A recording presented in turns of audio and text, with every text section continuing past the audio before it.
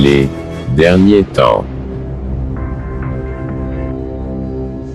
Seconde épître de Paul aux Thessaloniciens, chapitre 2. Pour ce qui concerne l'avènement de notre Seigneur Jésus-Christ et notre réunion avec lui, nous vous prions, frères, de ne pas vous laisser facilement ébranler dans votre bon sens, et de ne pas vous laisser troubler, soit par quelque inspiration, soit par quelques paroles, ou par quelques lettres qu'on dirait venir de nous, comme si le jour du Seigneur était déjà là. Que personne ne vous séduise d'aucune manière, car il faut que l'apostasie soit arrivée auparavant, et qu'on ait vu paraître l'homme du péché, le fils de la perdition, l'adversaire qui s'élève au-dessus de tout ce qu'on appelle Dieu ou de tout ce qu'on adore, jusqu'à s'asseoir dans le temple de Dieu, se proclamant lui-même Dieu. Ne vous souvenez-vous pas que je vous disais ces choses lorsque j'étais encore chez vous? Et maintenant, vous savez ce qui le retient, afin qu'il ne paraisse qu'en son temps. Car le mystère de l'iniquité agit déjà. Il faut seulement que celui qui le retient encore ait disparu. Et alors paraîtra l'impie, que le Seigneur Jésus détruira par le souffle de sa bouche, et qu'il anéantira par l'éclat de son avènement. L'apparition de cet impie se fera par la puissance de Satan, avec toutes sortes de miracles, de signes et de prodiges mensongers, et avec toutes les séductions de l'iniquité pour ceux qui périssent parce qu'ils n'ont pas reçu l'amour de la vérité pour être sauvés.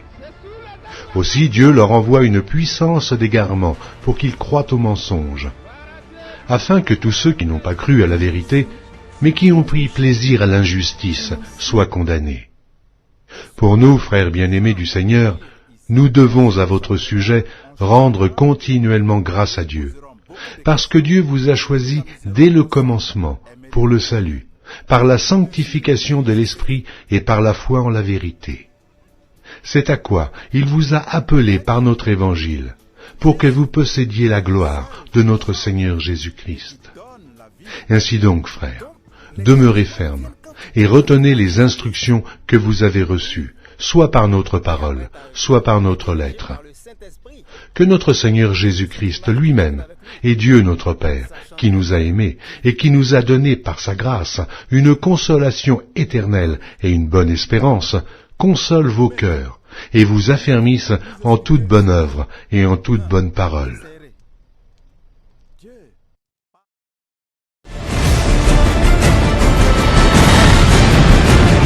Parce qu'elle dit en son cœur: je suis assise en reine, je ne suis point veuve, et je ne verrai point de deuil. À cause de cela, en un même jour, ces fléaux arriveront: la mort, le deuil et la famine. Elle sera consumée par le feu, car il est puissant, le Seigneur Dieu qui l'a jugé. Tous les rois de la terre qui se sont livrés avec elle à l'impudicité et au luxe pleureront et se lamenteront à cause d'elle quand ils verront la fumée de son embrasement. Se tenant éloignés dans la crainte de son tourment, ils diront: malheur, malheur, la grande ville, Babylone, la ville puissante, en une seule heure est venu ton jugement. Les marchands de la terre pleurent et sont dans le deuil à cause d'elle, parce que personne n'achète plus leur cargaison. Cargaison d'or, d'argent, de pierres précieuses, de perles, de fin lin, de pourpre, de soie, d'écarlate, de toute espèce de bois de senteur, de toute espèce d'objet d'ivoire, de toute espèce d'objet en bois très précieux, en airain, en fer et en marbre, d'aromates, de parfums, de myrrhe, d'encens, de vin, d'huile, de fine farine, de blé, de bœufs, de brebis, de chevaux, de chars, de corps et d'âmes d'hommes.